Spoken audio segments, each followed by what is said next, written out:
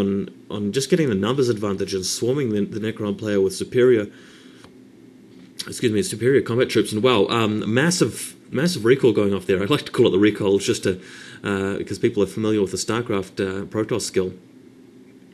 But the Necron player just used that ability to bring all three of his Necron squads back to the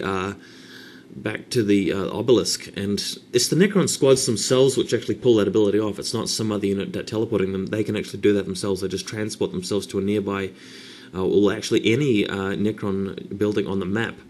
So it's very handy for them getting out of situations and also bringing them home to defend. So you might think of the Necrons as a very defensive race, and you could be forgiven for thinking that because they have abilities which really favour them either returning to their home side of the map or just fighting from their home side of the map.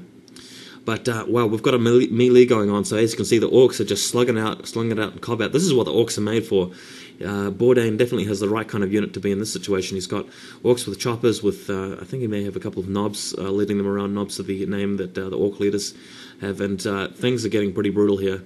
The Necrons are just having to slash away with the bayonets and their guns, but wow, here is a serious counterattack. The Necrons have actually summoned their flayed ones.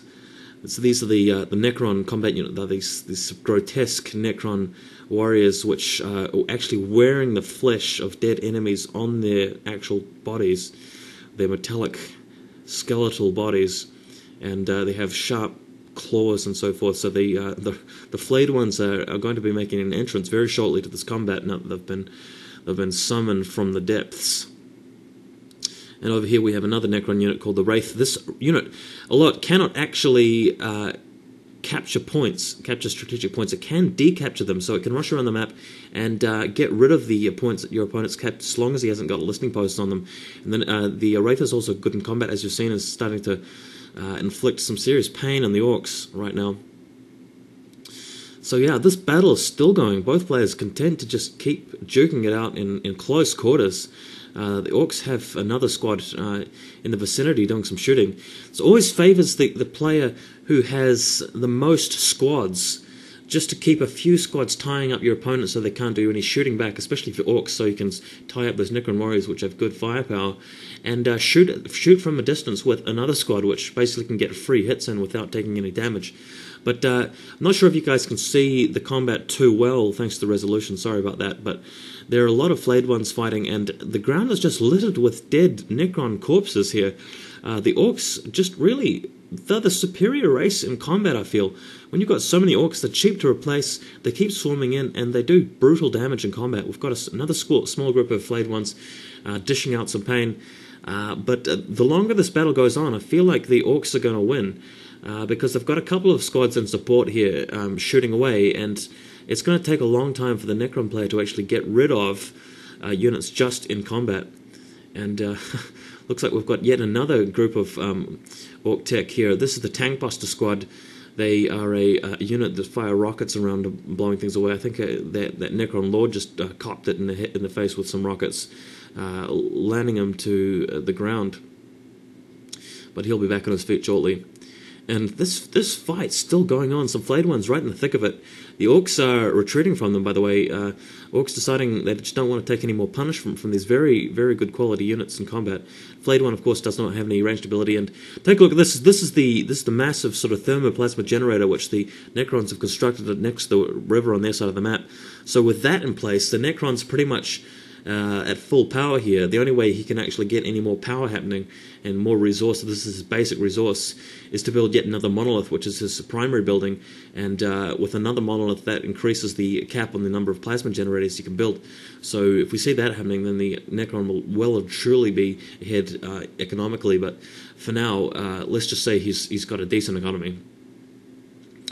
Despite that, the Ork army is looking very large. There's a large sea of sort of green and red armor, green flesh, and here come the Orks. One term players not familiar with this franchise and universe may be familiar with is the wah. That's spelled W-A-A-G-H, and that's the sound that the orcs make when they're all together and they're yelling and they're charging straight into combat because there's so many of them and they're about to steamroll you. That's a term which comes up in the sort of lore behind the orc race as being a group of sort of meat-headed kind of warriors that just charge into combat and really love getting stuck in, and they have a low tolerance of pain. They don't really have much of a serious kind of attitude to the universe. They just want to fight, and the purpose of the orcs is that they would bunch together in a large mob and attack you, and that's what the Wah is all about.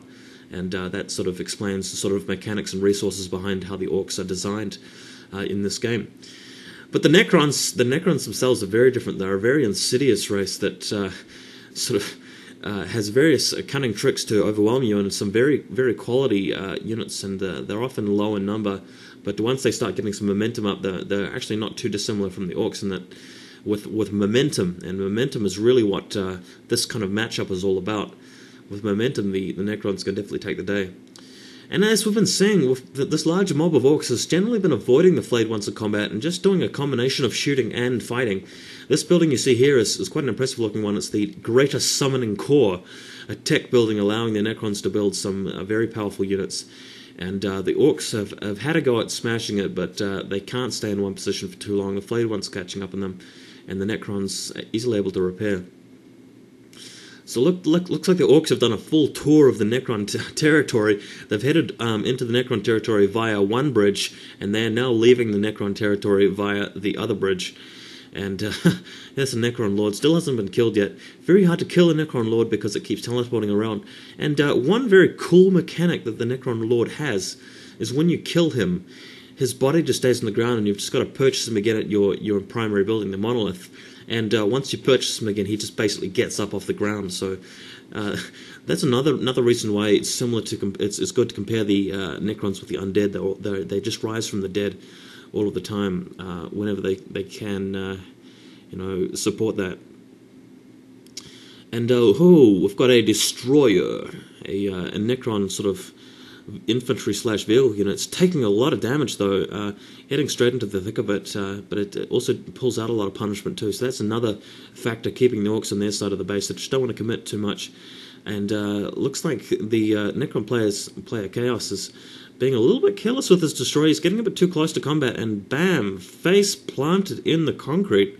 Necron destroyer just went down, and again a group of Necron warriors trading shots with the Orcs, and he's used his ability to pull them back. But way across on the other side of the map, we're looking at the western side of the map now. Briefly, just switch back to the eastern side. The Orcs are on the eastern side. The Necrons have all teleported back to the western side, and they're actually charging up the other bridge, and this is completely undefended by the Orcs. The Orcs do not have an instant sort of get-out-of-jail-free teleport back home card. They're going to have to run straight down the road here, as you can see. The Orcs are definitely where the Necrons are upon them, because that critical point has vision, and the Necrons are rushing straight into the Orc base right now, so this could be problematic for the Orcs. Necrons have definitely built up some momentum. That looks like 3 or 4 full squads of Necron warriors. They are going straight for the buildings, targeting the War Banners, which is a critical building for Orc resource. And looks like battle has joined. Finally, the Orcs have got home. They are not happy. They are looking pretty angry indeed. I see some flayed ones just returning to the Orc primary building. Looks like he may choose to redeploy them. And the Orcs, in their furious vengeance, have just been crushing into these Necrons, laying a lot of them to waste. The bodies seem to be littering the floor here. And wow, 2 squads of flayed ones being redeployed. They have an ability to teleport into battle just by sort of just digging up from underneath the ground. And that's exactly what's happened. We've got some units that have lost their morale. I assume they are Necron warriors just in the thick of it there. But with battle being joined here, this is pretty